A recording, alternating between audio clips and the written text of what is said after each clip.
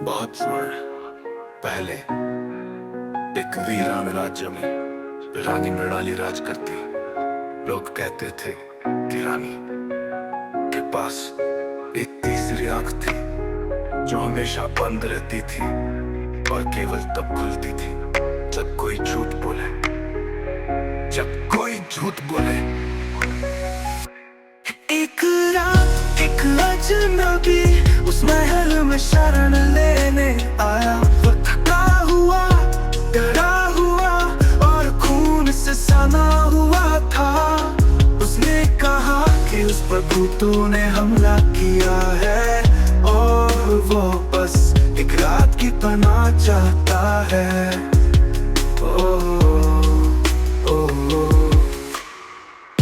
रानी ने उसकी बात सुनी और चुपचाप मुस्कुराई।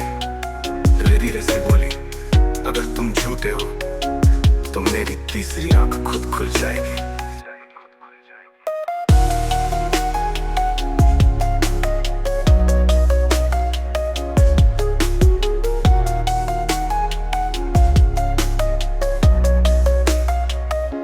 अचानक हवा तेज चलने लगी, दिए बुझ गए और पूरे महल में अंधेरा छा गया।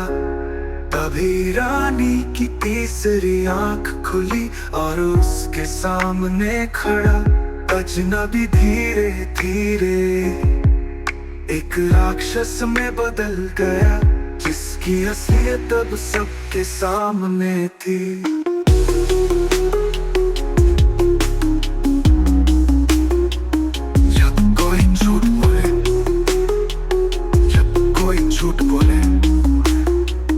एक रात एक अजनबी उस महल में शरण लेने आया।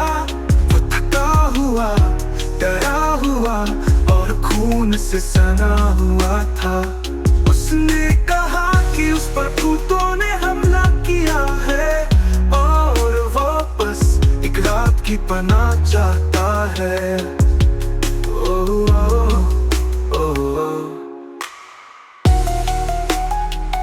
रानी ने उसकी बात सुनी और चुपचाप मुस्कुराई। फिर धीरे से बोली, अगर तुम झूठे हो तो मेरी तीसरी आंख खुद खुल जाएगी। अचानक हवा तेज चलने लगी, दिया बुझ गया और पूरे महल में अंधेरा छा गया। तभी रानी की तीसरी आंख खुली और उसके सामने खड़ा अजनबी धीरे धीरे एक राक्षस में बदल गया, जिसकी असलियत अब सबके सामने थी।